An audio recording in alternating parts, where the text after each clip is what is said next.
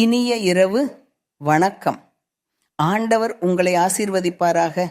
சகோதரர்களே, சகோதரிகளே, தேவன் உங்களை ஆசீர்வதிப்பாராக. நாம் ஆண்டவருக்கு பாடும் பொழுது இப்படியே மகிழ்ச்சியாக இருக்கிறோம். தேவனுடைய சந்நிதியில் யார் இருப்பார்? அவருடைய பரிசுத்த ஆலயத்தில் யார் இருப்பார்?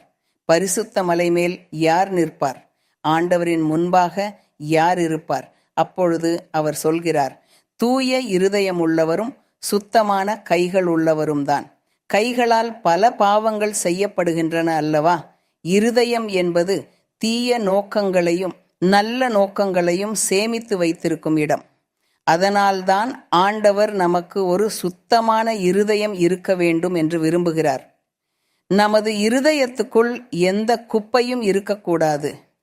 எல்லாம் நம் தேவனுடைய அழகும் மகிமையும் ஆக இருக்க வேண்டும். நீங்கள் உட்காரலாம். இப்பொழுது நாம் சங்கீதம் 119 பார்க்கலாம்.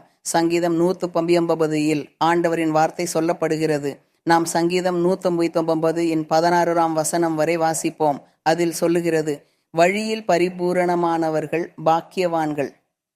ஏன் அவர்கள் வழியில் பரிபூரணமானவர்கள் என்று சொல்லப்படுகிறது? பதில் அடுத்ததாக வருகிறது.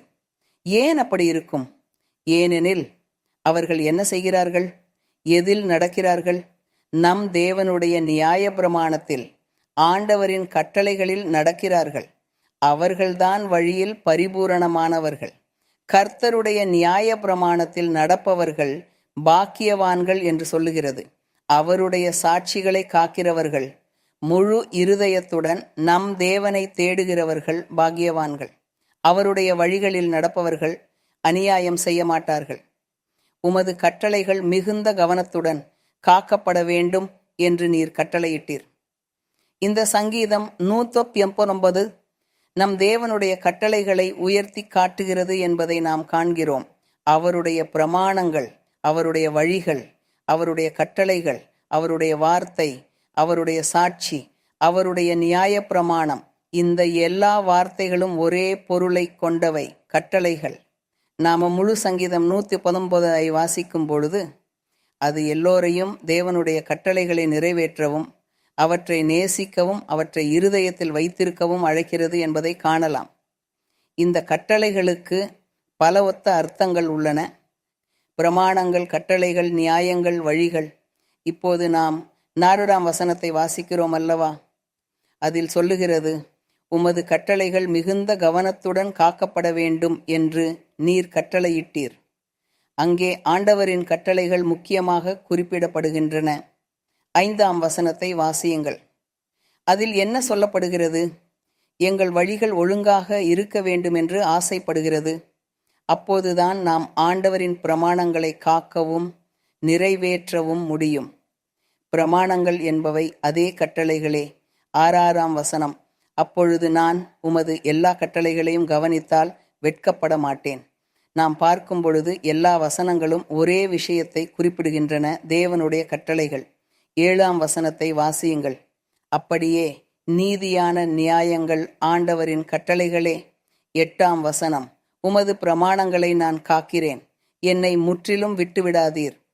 இங்கே பிரமாணங்கள் என்று சொல்லப்படுகிறது, அதுவும் அதே பொருள். 9 வசனத்தை தொடருங்கள். இங்கே கட்டளை அல்லது பிரமாணம் என்று சொல்லவில்லை. ஆனால் என்ன சொல்கிறது? வார்த்தை, அவருடைய வார்த்தை, தேவனுடைய வார்த்தை. இளைஞன் தன் வழியை எதினால் சுத்தமாக்குவான்? ஆண்டவரின் வார்த்தையை கடைபிடிப்பதினாலோ அல்லது கட்டளைகளை நிறைவேற்றுவதினாலோ? பிலிசர் தப்போப்லேயாம் வசனம், முழு இருதயத்தோடு உம்மை தேடினேன், என்னை எதிலிருந்து விலகச் செய்யாதீர். உமது கட்டளைகளிலிருந்து மீண்டும் அதையே கூறுகிறது. பிளாத்வத்த +1 வசனத்தை தொடருங்கள். இங்கே கட்டளை, பிரமாணம் அல்லது வார்த்தை என்று இல்லை. என்ன சொல்கிறது? உமது சொற்கள், அதுவும் அதே பொருள்.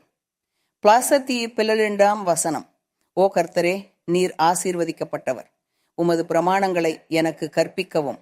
தொடருங்கள். இங்கே நியாயங்கள் என்று சொல்லப்படுகிறது. அதுவும் பிரமாணங்கள், சொற்கள், கட்டளைகள், வார்த்தை என்பதற்கே சமம்.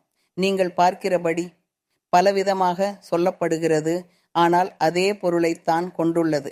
மனிதனின் வெற்றி மற்றும் ஜெயம் உண்மையில் நம் தேவனுடைய கட்டளைகளை நிறைவேற்றுவதிலும் காக்குவதிலும் நடைமுறைப்படுத்துவதிலும் இருக்கிறது என்பதை ஆண்டவர் வலியுறுத்துகிறார். அவருடைய கட்டளைகள், அவருடைய சொற்கள், அவருடைய வார்த்தை, அதை கவனித்து நடைமுறைப்படுத்துவது, அதுவே மனிதனின் முழுமையான கடமையாக இருக்க வேண்டும். ஒவ்வொருவரும் இந்த முறையில் தேவனை தேட வேண்டும். ஆனால் இங்கே கூடியுள்ள நாம் அனைவருக்கும் ஒரு அழைப்பு இருக்கிறது. தேவன் உங்களை அழைத்து வந்துள்ளார். உங்களுக்கு ஒரு பணியை ஒவ்வொருவருக்கும் கொடுத்துள்ளார்.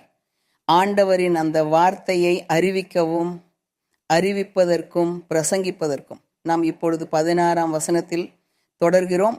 உமது சாட்சிகளின் வழியில் நான் மகிழ்ந்தேன். இங்கே சாட்சி என்று சொல்லுகிறது, அதுவும் கட்டளைகளுக்கே சமம், எல்லா செல்வங்களையும் விட அதிகமாக. 15ஆம் வசனத்தை தொடருங்கள். அங்கே கட்டளைகளும் ஆண்டவரின் வழிகளும் ஒன்றாக கூறப்படுகின்றன. அதே பொருள். 16ஆம் வசனம் சொல்கிறது, உமது பிரமாணங்களில் நான் மகிழ்ச்சியடைவேன், அதுவும் அதே. உமது வார்த்தைகளை நான் மறக்க மாட்டேன். ஆண்டவரின் நாமம் ஸ்தோத்திரிக்கப்படட்டும். சகோதரர்களே, நாம் தேவனுடைய வார்த்தையை வாசிக்கும் போது அது எவ்வளவு அழகானது. ஆனால் நாம் அதை தியானித்து வாசிக்க வேண்டும். ஒவ்வொரு சொல்லையும், வேதாகமத்தின் ஒவ்வொரு வசனத்தையும் சிந்தித்து வாசிக்க வேண்டும். இது போலவே நாம் வேதாகமத்தை இருதயத்தோடும் சிந்தனையோடும் ஆராய்ந்து வாசிக்க வேண்டும். அப்போதுதான் புரிந்து கொள்ளவும், அந்த எழுத்துக்களை மதிக்கவும் பாராட்டவும் முடியும். ஏனெனில் வேதாகமம் தேவனுடைய வார்த்தை. அவை அவர் தமது ஊழியக்காரர்களின் மூலம் எழுதச் செய்த எழுத்துகள். மோசேயிலிருந்து எல்லா தீர்க்கதரிசிகளும் அவரது ஊழியக்காரர்கள். அவர்கள் எல்லோரும் சாட்சிகளாக இருந்தார்கள், தேவனுடன் நடந்தார்கள், அவருடைய வார்த்தையையும் அவருடைய வழிகளையும் அவருடைய கட்டளைகளையும் கேட்டார்கள். ஆண்டவர் அவர்களிடம், ஒரு புத்தகத்தில் எழுதுங்கள், இதை எதிர்காலத்திற்காக ஒரு புத்தகத்தில் எழுதுங்கள் என்று சொன்னார். நாமே அந்த எதிர்கால தலைமுறை. இன்னும் ஒரு தலைமுறை வர உள்ளது. அவர்கள் இந்த அற்புதமான எழுத்துகளில் மகிழ வேண்டும். ஆனால் நாம் அதை இருதயத்தோடு, அறிவோடு தியானித்து மதித்து வாசிக்கும் பொழுதுதான் அது சாத்தியம்.